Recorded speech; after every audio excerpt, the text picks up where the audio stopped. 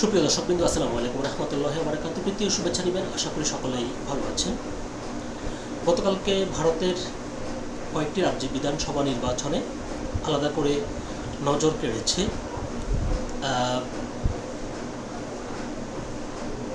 তামিলনাড়ু বিধানসভা নির্বাচন। কারণ সেখানে প্রার্থী হয়েছেন থালাপতি বিজয় এবং প্রথম নির্বাচনেই তিনি সেখানে বলতে গেলে এক ধরনের বাজিমাত করেছেন। তো তিনি নির্বাচনে বিজয়ে যতটা বাজিমাত করেছেন, এখন সরকার গঠনের পথে নির্বাচনে অংশগ্রহণকারী দলগুলোর মধ্যে সবচেয়ে বেশি সংখ্যাগরিষ্ঠতা পেলেও সরকার গঠনের জন্য প্রয়োজনীয় 118 আসন কিন্তু তার দল পায়নি। অর্থাৎ তার দল পেয়েছে 107টি আসন, তাদের আরও প্রয়োজন 11টি আসন। এখন এই যে 11টি আসন প্রয়োজন, এখন থালাপতি বিজয় বা তার দল কি করবে এ নিয়ে দৈনিক যুগান্তর পত্রিকায় একটি প্রতিবেদন প্রকাশিত হয়েছে, যার শিরোনাম হচ্ছে সরকার গঠনের জন্য কত আসন প্রয়োজন থালাপতি বিজয়ের দলের। এটি হচ্ছে প্রতিবেদনটির শিরোনাম। বিস্তারিত বলছে যে ভারতের তামিলনাড়ুর বিধানসভা নির্বাচনে সুপারহিট অভিষেক হয়েছে অভিনেতা থালাপতি বিজয়ের। এবারে নির্বাচনে তার বিজয়ের দল তামিলাগা ভেট্টি কাজাগাম টিভিকে এর উত্থান সবার নজর কেড়েছে।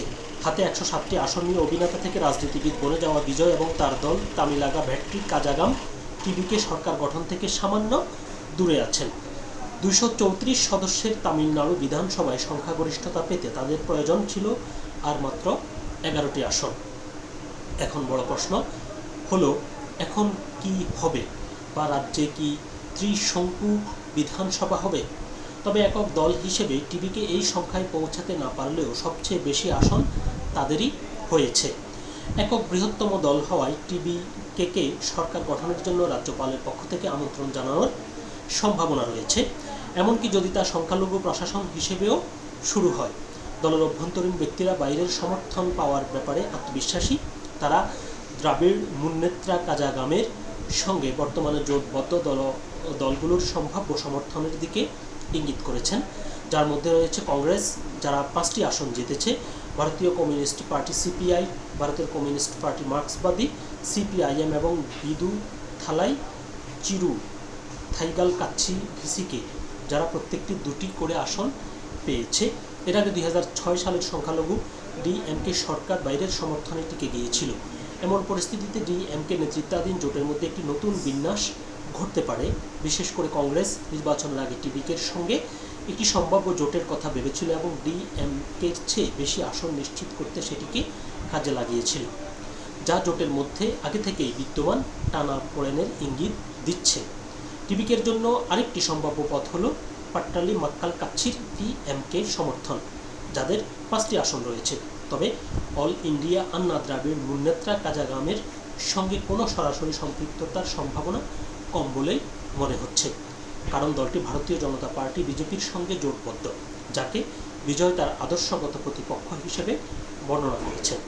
এআইএডিএমকে এবং বিজয়ের দলের মধ্যে জোট হওয়া এখন খুবই কঠিন বলে মনে করছেন বিশ্লেষকরা, কারণ গত কয়েক মাসের তিক্ততা, প্রকাশ্য আক্রমণ এবং ভেস্তে যাওয়া আলোচনা জোটের সব পথ প্রায় বন্ধ করে দিয়েছে। রাজনৈতিক পর্যবেক্ষকদের মতে 2025 সালের শেষের দিকে এআইএডিএমকে এবং টিভিকের মধ্যে অনানুষ্ঠানিক আলোচনার সূত্রপাত হয়েছিল, কিন্তু সেই আলোচনার মুখ থুবড়ে পড়ে বিজয়ের দলের কঠোর শর্তের কারণে। এখন সরকার গঠনের জন্য টিভিকে কাদের সঙ্গে জোটবদ্ধ হয় সেটাই এখন দেখার অপেক্ষা। তবে শেষে যেটি বলতে হয় সেটি হলো, আসলে রাজনীতিতে শেষ কথা বলতে কিছু নেই। এই সূত্র ধরে যদি যাদের সাথে তার দূরত্ব তৈরি হয়েছে বা জোট করা সম্ভব নয় বলা হচ্ছে, সেটিও হয়ে যেতে পারে। এরপরও আমরা অপেক্ষা করি, দেখি শেষ পর্যন্ত পর্দার নায়ক বাস্তবে কি করতে পারে। সকলে ভালো থাকবেন, সুস্থ থাকবেন। আল্লাহ হাফেজ।